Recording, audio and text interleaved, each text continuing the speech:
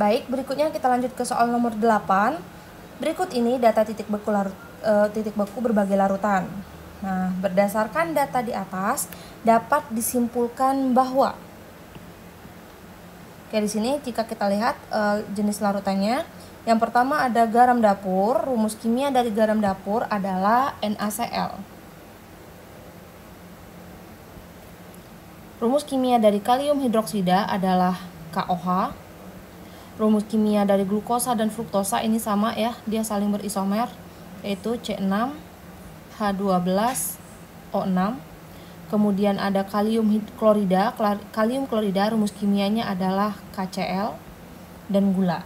Oke, kalau gula itu banyak ya, biasanya gula yang dimaksud adalah glukosa. Baik, di sini kita lihat untuk NaCl ini merupakan larutan yang bersifat elektrolit kuat. Jika larutan elektrolit kuat, maka nilai faktor Van Hoff sama dengan jumlah ionnya. Jumlah ion dari NaCl ada dua, satu ion Na plus dan satu ion Cl min. Berarti jumlah ionnya 2. Artinya untuk jumlah partikelnya ya, untuk jumlah partikel ini kita kali 2 nih. Konsentrasinya kita kali 2. Sama dengan 0,2. Kemudian untuk kalium hidroksida. Kalium hidroksida ini merupakan basa kuat. Artinya kalium hidroksida tergolong ke dalam larutan elektrolit kuat. Artinya di sini jumlah faktor Van Hoff sama dengan jumlah ion sama dengan. Kita hitung jumlah ionnya. Untuk KOH jumlah ionnya ada 2, satu ion K+, satu ion OH-. Artinya 2 ya. Ini juga kita kali 2, hasilnya yaitu 0,4. Artinya jumlah partikel terlarutnya ada 0,4. Kemudian glukosa dan fruktosa serta gula ini merupakan larutan yang bersifat non-elektrolit. Jika non-elektrolit maka nilai faktor Van Hoff sama dengan 1. Berarti gula juga ya. Non-elektrolit berarti faktor Van Hoff-nya sama dengan 1. Oke, di sini kita kali 1, ini kita kali 1. Ini juga kita kali 1. Nah, jumlah zat terlarut dari glukosa yaitu tetap 0,1. Untuk fruktosa tetap 0,2. Untuk gula tetap 0,1.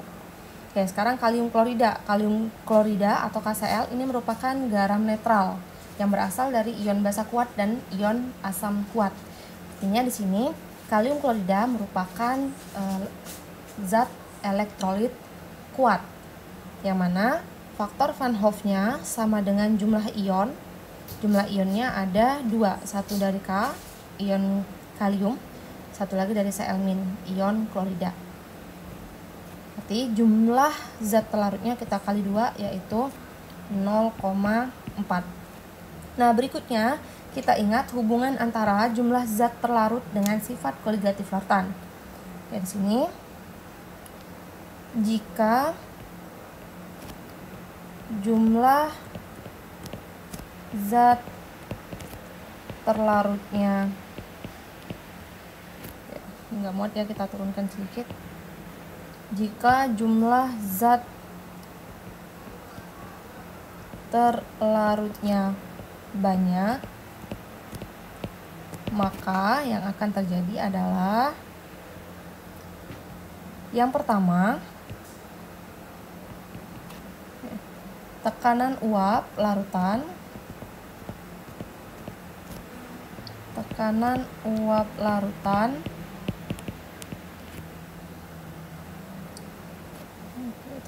larutan dan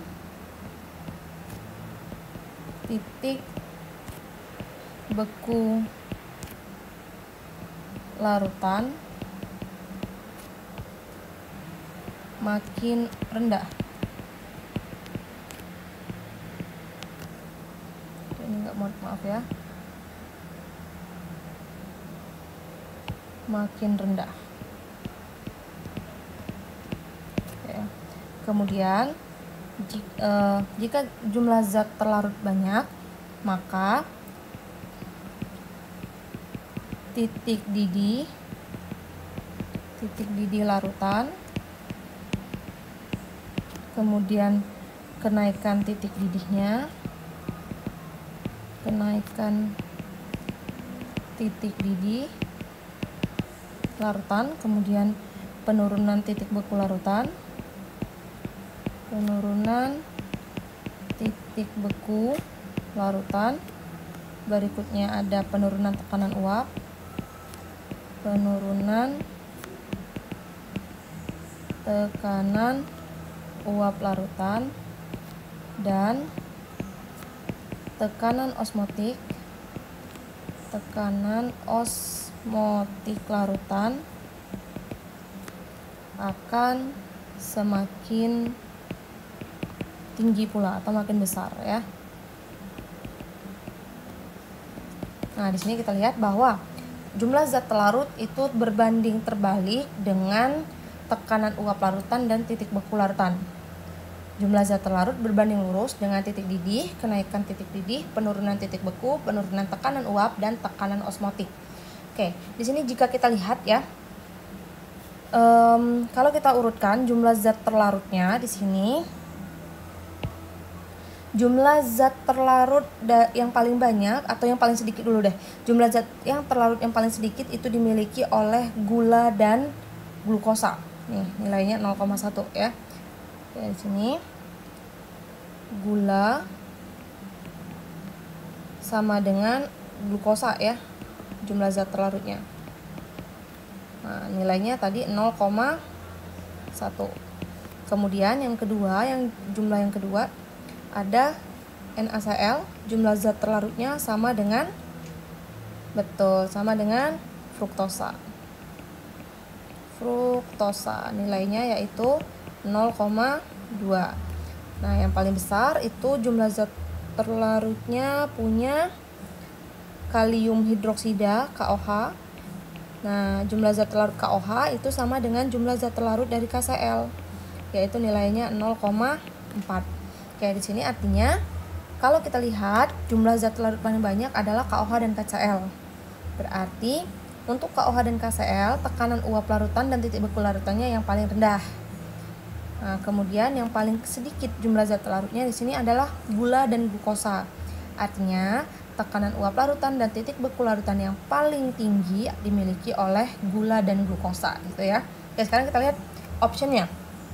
Berdasarkan data di atas dapat disimpulkan bahwa dengan konsentrasi yang sama, titik beku larutan elektrolit lebih kecil daripada titik beku larutan non-elektrolit dengan konsentrasi yang sama. Elektrolit dengan non-elektrolit kita bandingkan ya. Di sini yang elektrolit adalah garam dapur. Oke, kita lihat di sini garam dapur. Konsentrasinya molaritasnya adalah 0,1. Kita cari yang non-elektrolit, glukosa di sini molaritasnya 0,1. Oke, kemudian kita lihat jumlah zat terlarutnya. Untuk garam dapur jumlah zat terlarutnya 0,2. Ya. Untuk glukosa jumlah zat terlarutnya tetap 0,1. Ya, artinya di sini dengan konsentrasi yang sama, titik beku larutan elektrolit lebih kecil atau lebih rendah daripada titik beku larutan non-elektrolit. Betul ya? Karena di sini jumlah zat terlarut yang elektrolit lebih banyak, artinya titik bekunya makin rendah dibandingkan dengan jumlah zat terlarut yang non-elektrolit. Berarti jawaban yang paling tepat untuk soal nomor 8 adalah A.